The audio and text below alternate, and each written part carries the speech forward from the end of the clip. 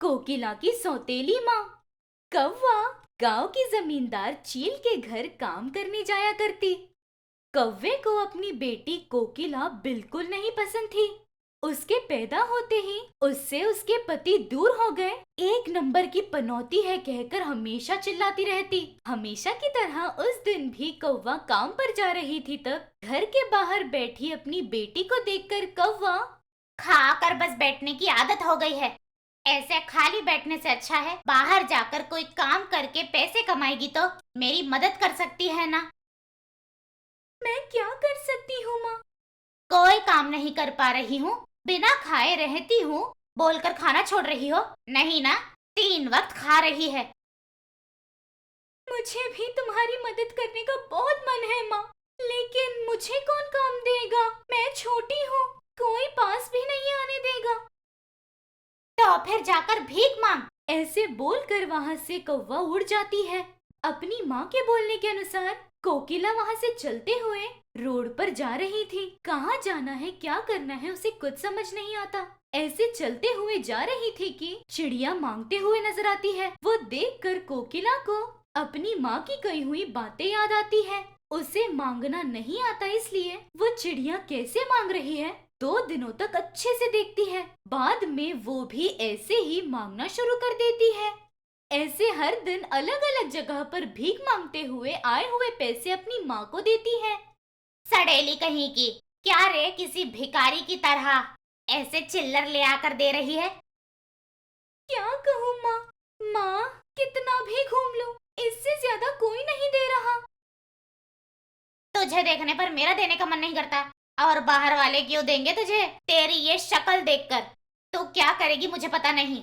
ज्यादा पैसे कमा, ऐसे कमाएगी तो ही तुझे खाना दूंगी, नहीं तो बस। अपनी बेटी को वो बात बोलकर चली जाती है। उसके बाद क्या करना है इस सोच में डूबकर उस गांव में मंदिर के पास जाकर बैठ जाती है। मंदिर में जो गाना चल रहा था उसे गाना शुरू करती है।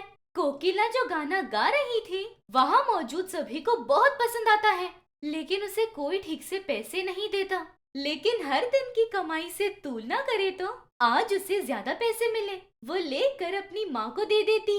अपनी बेटी के ले आए हुए पैसे को लेकर उसके बाद ही खाना देती। ऐसे दिन गुजर रहे थे। कोकिला जो गाना गा रही थी वो सभी को बहुत पसंद आता। मंदिर के पुजारी कबूतर जी को कोकिला का गाना बहुत पसंद आता है, इसलिए मंदिर में गाना गवाना शुरू कर देते हैं। मंदिर में आए हुए सभी लोगों को वहाँ पर बैठना और कोकिला का आवाज सुनना अच्छा लगता। एक दिन उस मंदिर में गांव के जमींदार चील का बेटा मंदिर में आता है। वहाँ गाना गा रही कोकिला को देखकर पसंद करता है। उसके बारे में जानना है सोचकर मंदिर के पुजारी के पास जाकर चील का बेटा। कौन है वो? कहाँ रहती है? मंदिर के पुजारी। उसका नाम कोकिला है। कल तक भीख मांगकर आए हुए पैसों से ही अपनी जिंदगी गुजारती थी। अच्छा, वो कहाँ पर रहती है?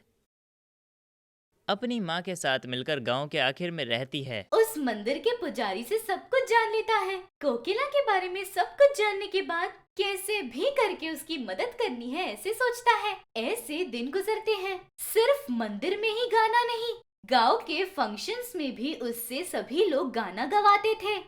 धीरे धीरे उसकी कमाई बढ़ना शुरू होती है। बेटी के ले आ रहे पैसों से कौवा आराम की जिंदगी शुरू करती है।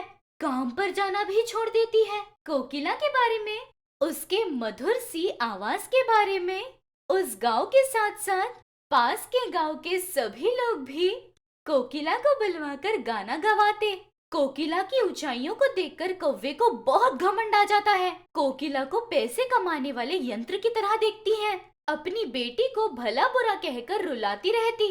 एक दिन मंदिर में गाना गाकर होने के बाद लौटकर घर जा रही थी, तब पहले से उसका इंतजार कर रहा चील का बेटा पास जाकर, मैं तुमसे प्यार करता हूँ, तुम्हारे अलावा मैं किसी से शादी नहीं करूँगा। माफ कीजिए, मुझे आपकी बातें समझ नहीं आ रही। अगर आपको कुछ चाहिए तो घर आकर मेरी माता से बात कीजिए। तुम्हें इतना सताने वाली उसे क्यों तुम इतनी इज्जत दे रही हो? आखिर वो मेरी माँ है। माँ का सम्मान करना एक बेटी की जिम्मेदारी है। तुम अभी मुझे और ज़्यादा पसंद आ गई। कैसे भी करके मैं तुमसे शादी करने का सोच रहा हूँ, नहीं तो मैं किसी से भी शादी नहीं करूँगा। देखिए, ये सिर्फ आपका आकर्षण है। मैं सिर्फ अपनी जिंदगी गुजारने के लिए गाना गाती हूँ। परसों तक वही गाने मंदिर में सुनाई दिया करते, लेकिन वो आपको पसंद नहीं आए। मेरे गाने पर पसंद आए मतलब वो सिर्फ एक आकर्षण है जी। अच्छा, तुम्हारे बोलने अनुसार ही मैं अपने माता पिता को ले आकर तुमसे शादी करने के लिए तुम्हारी माँ से बात करेंगे। अभी बहुत देर हो गई है जी। मुझे घर जाना है। घर के पास मेरी माँ मेरा इंतजार कर रही होंगी। ऐसे बोलकर वहाँ से अपने घर चली जाती है। घर पर कौवा, कितनी देर हो गई? अब तक कहाँ थी तू? तेरे आने तक तेरा इंतजार करना होगा। पहले से भूख लगी है, कुछ है तो दे दे। अच्छा माँ, 5 मिनट रुक जाओ, तुम्हारे लिए एकदम स्वादिष्ट खाना बना देती हूँ। ऐसे बोलकर कुछ देर में कोकिला अपनी माँ के लिए खाना बनाकर एकदम स्वादिष्ट खाना अपनी माँ को देती है। शाम होते ही चील अपने माता पिता को लेकर कोकिला के घर पहुँचते हैं। घर आई जमींदार को देखकर कौवे को कुछ समझ नहीं आता।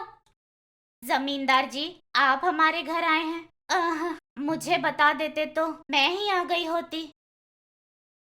आप आजकल बड़े लोग हो गए हो ना, काम करने भी नहीं आ रहे।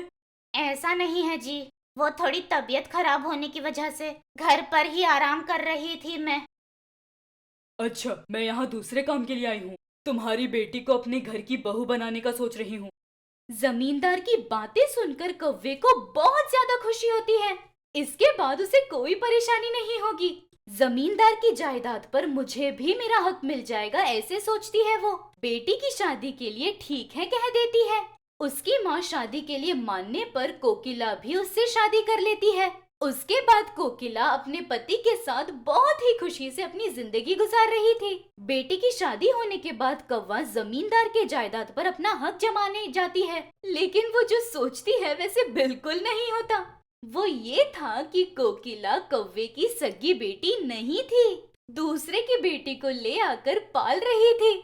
उस दिन पुजारी के द्वारा पता चलता है, कैसे भी करके उसे बचाना है, एक अच्छी जिंदगी देनी है, ऐसे सोचता है। इसलिए उसे जानबूझकर शादी करता है, ये पता चलता है। कुछ दिनों बाद कोई भी कमाई न होने के कारण जो पैसे उसने जमा करके रखे थे उससे वो जी रही थी। उसके बाद तबीयत खराब होने पर वो मर जाती है। वहाँ कोकिला अपने पति, चील और अपने बच्चों के साथ खुशी से अपनी जिंदगी को गुजार रही थी।